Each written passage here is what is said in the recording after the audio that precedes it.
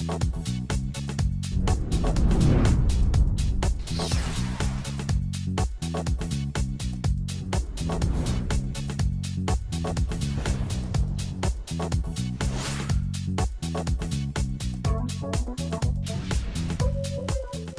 it's my turn to share some of our work at the George Lucas Educational Foundation.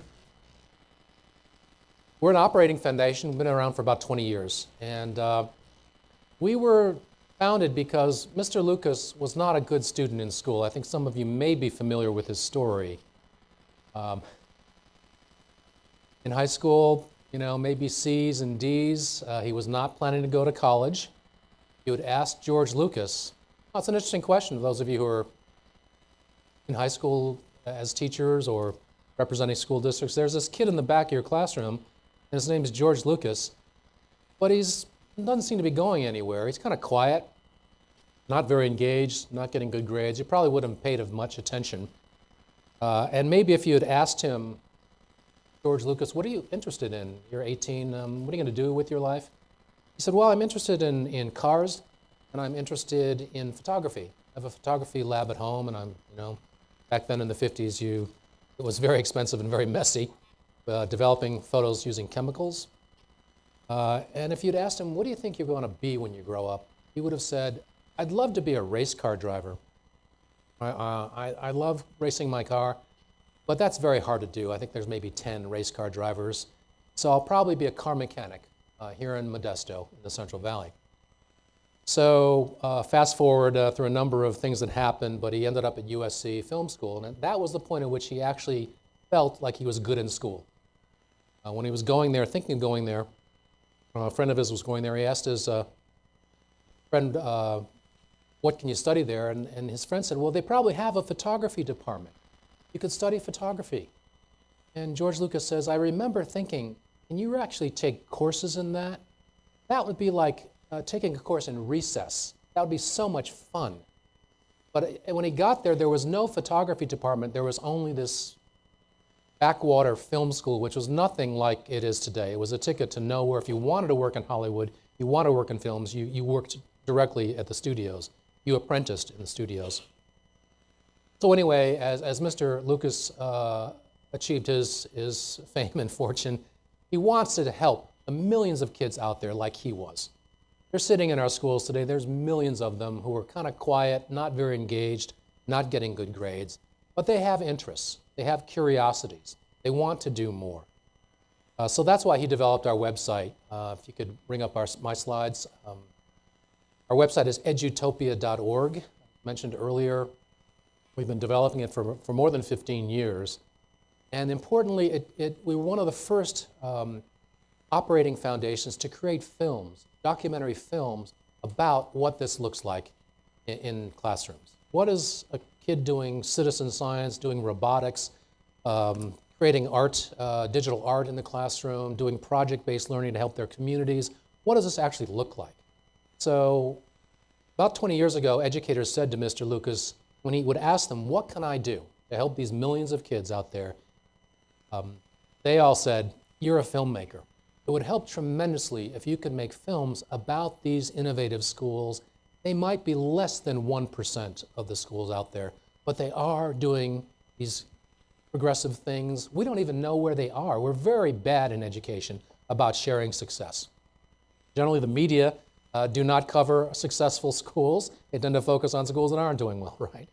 So occasionally we'd hear of these schools, and we don't know what they look like, but they'd be very helpful if you help tell their stories. So that's what we've been doing. And in the beginning, when I started there, the way in which we would share our films was to place them on a VHS cassette.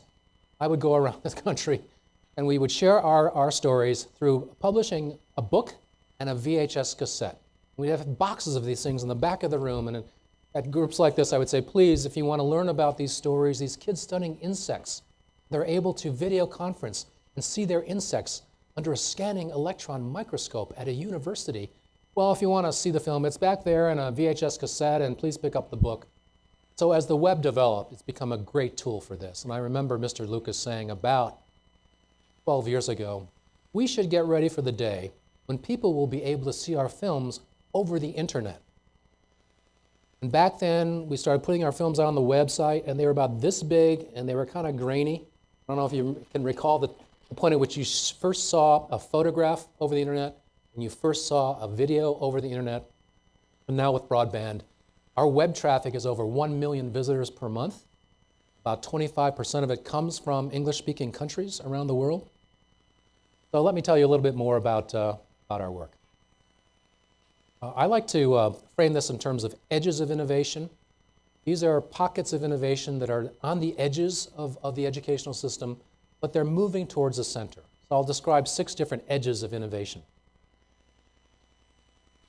Here's a recent homepage from our website, edutopia.org, from August.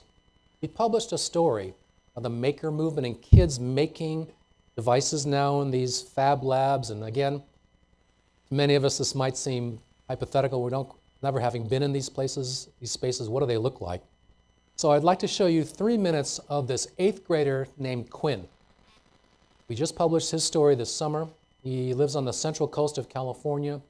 Importantly, when he was in 5th grade, about 3 years ago, his father took him to one of the maker fairs in San Mateo on the peninsula of San Francisco.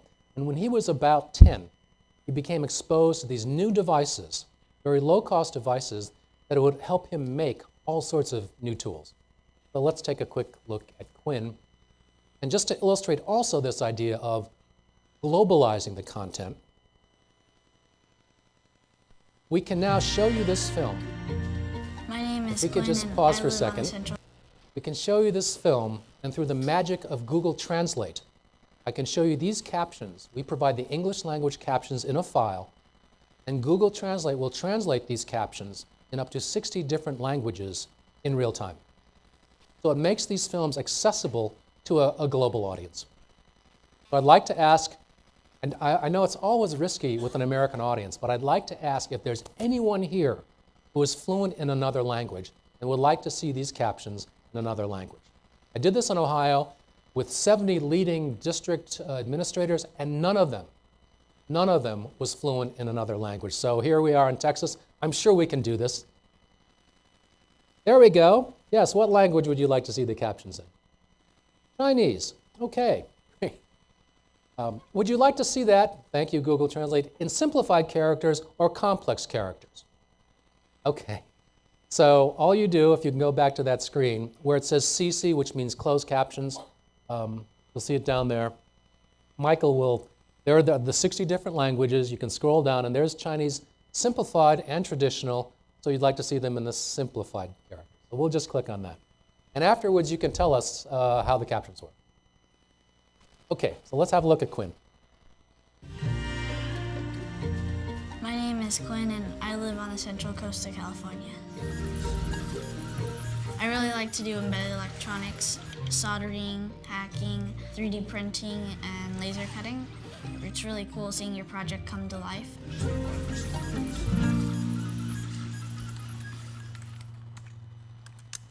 I used to do a lot of Lego stuff, like taking things apart, and a computer is something that you can easily take apart and sometimes not as easily put it back together. And so I got an interest in that, and I went to the Maker Faire in San Mateo in 2011 with my dad, and so there I got my first Arduino. This is the Arduino. This is the main board, the Uno, and this is the Make Edition for the Maker Fairs. So here I'm using my phone, and when I text it a certain command, like LED on, then it goes through the internet and comes back to the Arduino. The main thing that's special about this is that you can program it to do whatever you'd like. You can attach sensors such as light sensors and attach it also to LEDs or motors. Everything's open source, which means you can get everything for free online, and one by one I went online and looked at tutorials, and that's how I learned. This is a Weevil eye kit. I used a soldering iron and some solder to solder the kit, and basically solder is electric glue. And so I bond the circuits together using the solder, and thus the wires would be connected inside this board. This could be used as a night light, so when the room is darker, then the lights would turn on, and as it went darker, then the lights would be brighter. Well, I didn't know anything about the maker movement until I heard about Quinn. And it's pretty fun when you have a gem right there in your own district. Yours is It's pretty cool to have a student who's that curious and that into learning on his own, basically. This is filament. This is a soldering iron. This is a Leatherman. These are solder supplies. These are breadboards. These are Arduinos. And this is my 3D printed logo. Quinn came to one of our school board meetings and he talked to the school board about what he does with Arduinos and all those circuit boards and things, and really gave us his thoughts on how we need to be more engaging as a school district. The 3D printer that I have is called a BucoBot. So here's the filament, and it's basically a spool of plastic, and it has the spool holder too. It goes all the way down into here, and this is the main extruder part. And so basically it melts it and it spits it out in the nozzle. This axis is the x-axis, so it moves side to side. This is the y, and right here are the z-axis, and so these move up and down. First, you take your 3D model from tinkercad.com and download it into your host program. Then you slice it using a program called Slicer, and this basically turns the 3D model code into 3D printer code. And so the 3D printer code is basically a set of X, Y, and Z coordinates that my computer tells the 3D printer to do. Layer by layer, it prints a 3D object with filament. The power, I think, of the maker movement is they're really focused on building something that they think is cool. They're not like, well, here's a math problem, you need to learn it. No, here's a cool project, and I want to build that project. Oh, and by the way, I need to learn about electricity and engineering principles. They're learning all these STEM kinds of things that are going to be helpful to them later on, but they're learning it in the context of something that's fun and interesting to them. Great, so in the interest of time, we'll just pause it there. I was teaching my friends how to If you solder, want, you as can well go as back and teaching watch them the how to rest of use this the film, but you get a tinkercad.com sense of this software. 8th grader and what he's learned to do in the past 3 years, and importantly, how the school district, the superintendent, welcomed him in as a kind of co-teacher for his teachers. That these young folks are learning new things with these tools, and they're able to help change the way in which their schools are operating. And the film goes on, and you'll see that there's a whole cadre of students who are learning these skills, and they're learning us alongside their teachers as well.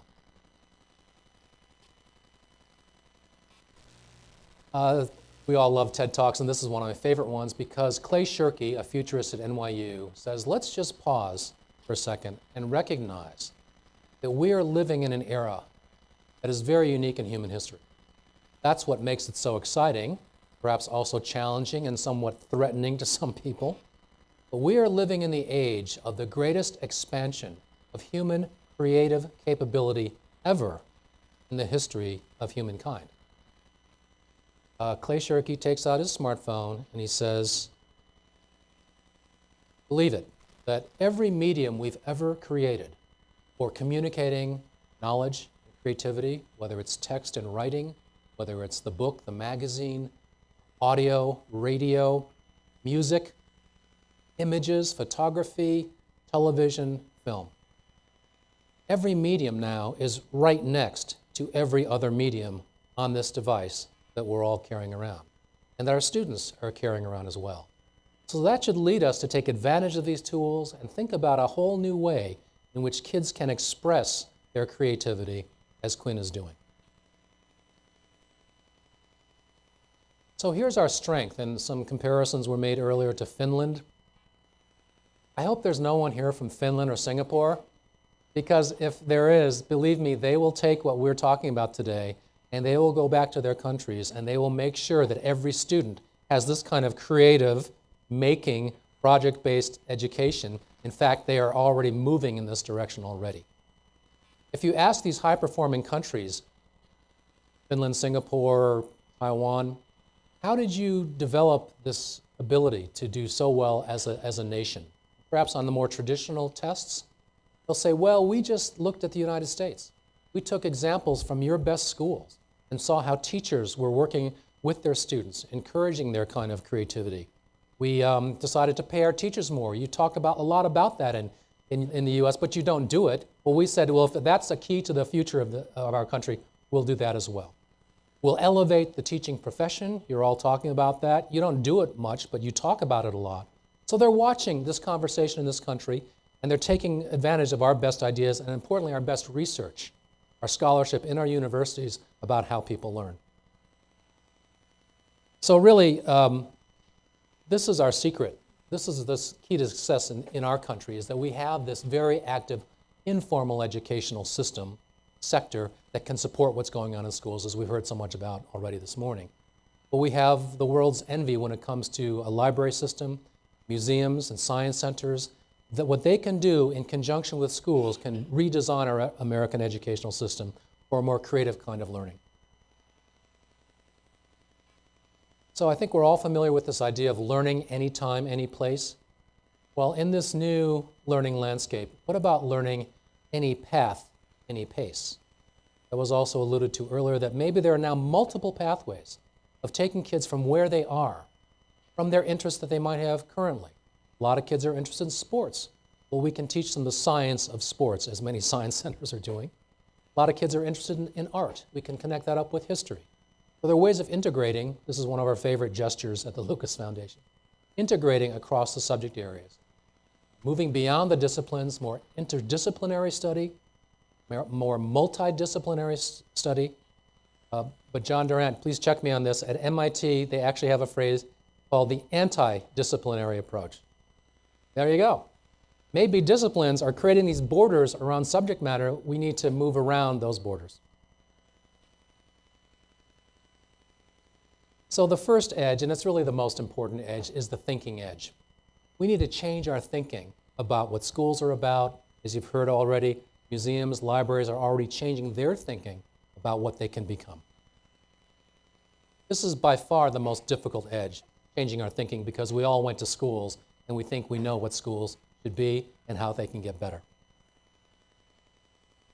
I don't want to talk about education without reminding ourselves that there are multiple ways in which we're all smart. There are at least 8 different ways. This is Professor Howard Gardner's work around multiple intelligences. In fact, when his book first came out 30 years ago, called Frames of Mind, he only talked about the first 7. And if you look at that list, it's really only the verbal and the mathematical that we test for. So already we're ignoring at least 5 or 6 other ways in which people are smart. This is based on neuroscience and areas of the brain that are activated when they're learning. And he added that last intelligence, the naturalist intelligence, because he discovered years later that this is another way in which we're smart. There are people who are naturally good with plants and animals. They're great in nature. And sometimes students who are great in nature may not be the best on the verbal or the mathematical, but it is another way of getting them engaged in their learning and hopefully leading them to higher learning in those other areas. I'm a big fan, for instance, of getting kids into nature, as Elizabeth was mentioning. I'm working with the national parks to highlight what's going on with youth engagement in national parks. I like to use the phrase that we need kids to come to their senses in their learning. In several senses of that word, but they need to use all of their senses and their entire body in their learning. Sir Ken Robinson, you may have seen his TED Talk, says that somehow we've gotten into this thing where we just are trying to educate kids from the neck up. Right here, from the neck up. We've forgotten that we all have bodies and ways of learning with our hands, with our bodies, with our movement. But we need to activate the arts as part of that as well. So here's a cartoon about what happens when we just try to educate people from the neck up, from the verbal and the math. Here lies Frederick Jones. Hopefully he must have been more than his SAT scores, which are pretty good, by the way, aren't they? He probably got into a good college. The curriculum edge, rethinking what curriculum is. That it's not just the subjects that we've traditionally known. There's math curriculum, science curriculum, language arts, but expanding that view. So here's a diagram of something that we're calling social emotional learning, SEL, which again in the typical school curriculum is not part of that.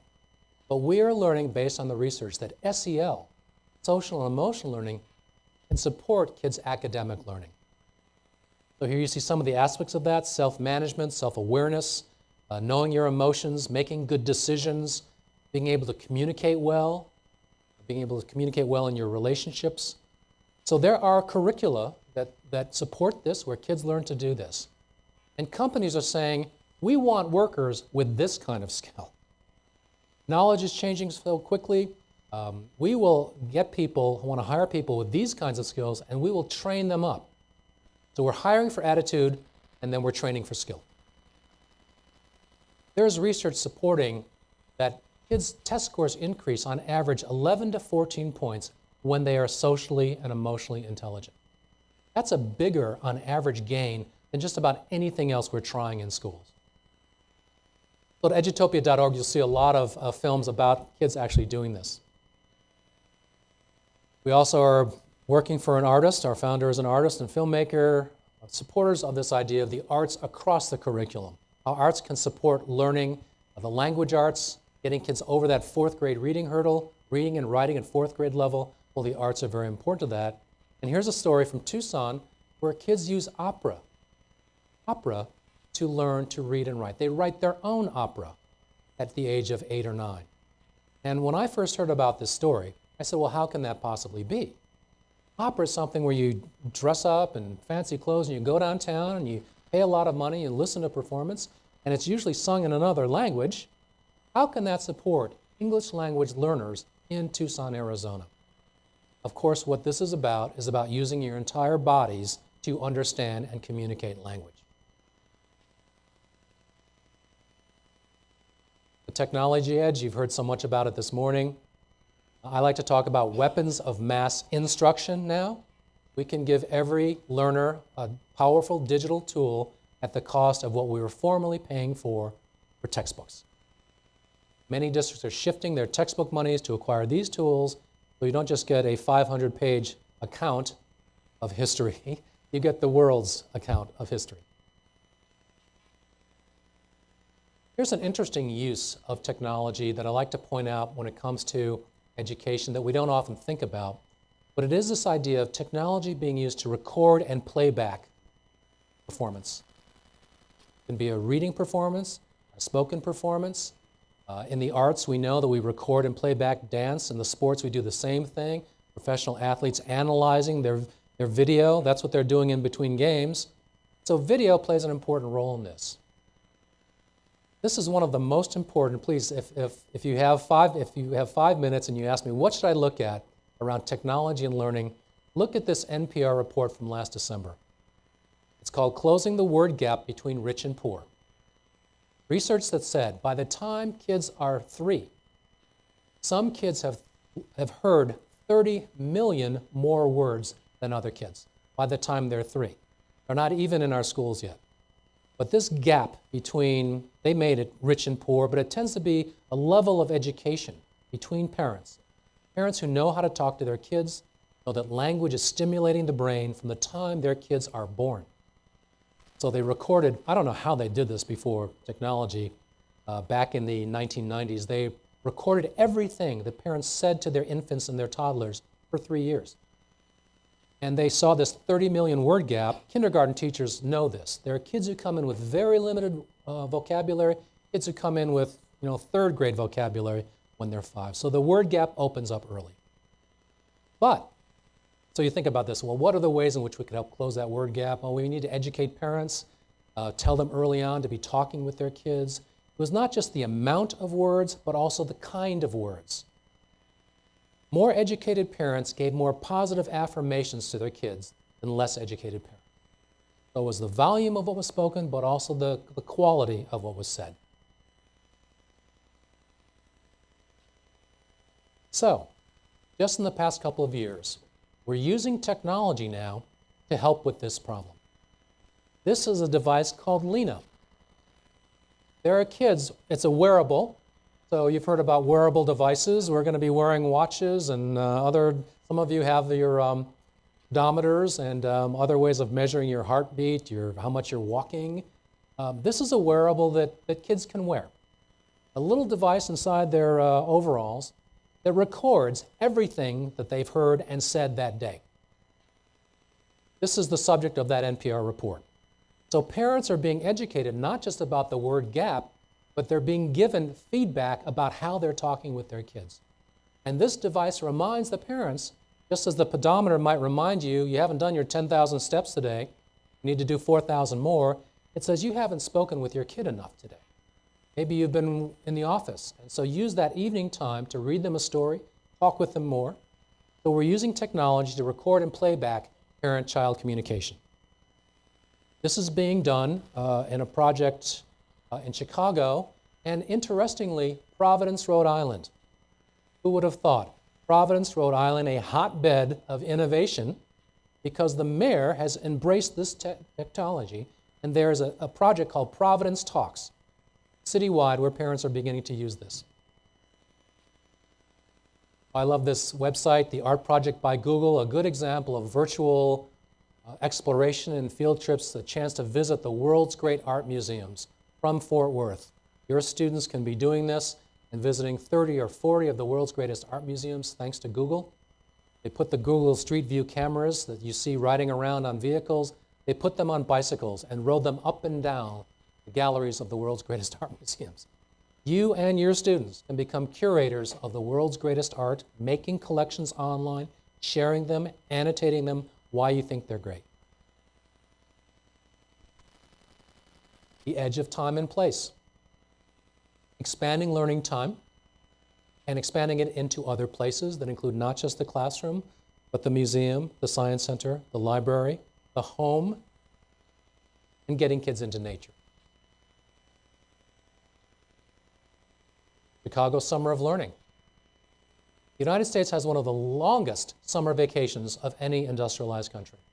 At 180 days of the school year, most nations have 200 or 220 days of school. So what are our kids doing during that long summer vacation? I'm sure here in Texas they're bringing in the crops as they should be. That's why they have that long summer vacation. They're harvesting. It's September. They've worked in the fields in August to bring home the corn, and that's great. That's what they're supposed to be doing with the long summer vacation. That's why we let them out of school. But now, in this new age, can we use that third semester to have powerful learning? And Chicago has embraced that with their museums, with their libraries. Brian Bannon, when he's here, might allude to that. So the co-teaching edge. Teachers are some of the very last professionals to work on their own, who work as solo practitioners. In the modern workplace, most people are working together in teams to design new products, to design new services. Teachers have been taught to go in that classroom, shut the door, you're in charge, and you're there to teach. What is in your brain as the teacher is what the students need to know. So we need to change that metaphor and create a co-teaching spectrum of teachers partnering with other experts, either in the classroom. At Edutopia, we've profiled any number of projects where scientists and artists and writers are coming in, helping to teach the students, but also co-teaching with kids during those other parts of the school day. So the largest edge, the 95% of the stakeholders in this enterprise are the students themselves, our youth in the K-12 system. They can take on more responsibility for their learning. That's one of the key transitions and changes in our thinking. We want to give young people more authority and more responsibility over their own learning because they now have the tools to do it. So I'll just end with this simple question.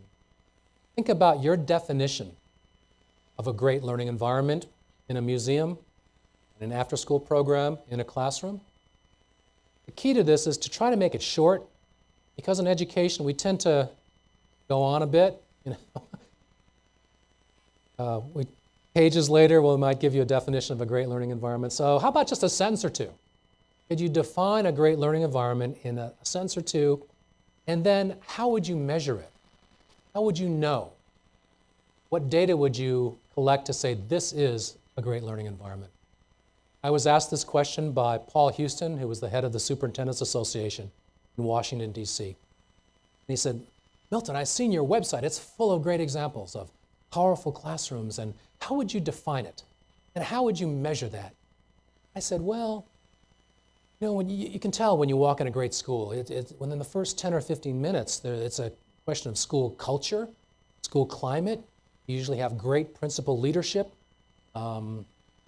Usually the students are the ones who take you on the tour. They have the students tell you what they're learning because that school is confident that the students know what they're learning and can communicate it. And as far as how you'd measure it, I'd say, well, we're coming up with new methods of assessment. We know the tests don't measure everything. We need more of a fuller range of tools to measure motivation, to measure deeper learning. So we need new assessment that goes beyond the test. And Paul Houston said, well, that's getting a little long. So he showed me his definition of a great school, a great learning environment. Do the students run in at the same rate that they run out? That's it. We can measure this. This is what museums do so much of. The kids are eager to come here. That's what you want. You want them racing in, and at the end of the period, at the end of the project, the end of the day, they're a little slow to leave. In many of the films that we've done, at the end of the school day, the parents are lined up picking up their kids, and the kids will say, "Could you wait a second? I'm working on this." You can imagine Quinn at the end of the school day. He'd say to his parents, "I'm working on this, creating this little 3D device. We're going to make a presentation tomorrow. We're working on our presentation. I'm making a film with my fellow classmates." So they're a little slow to leave. Well, that's what you want. You want kids racing into the experience, and then when it's over, a little slow to leave.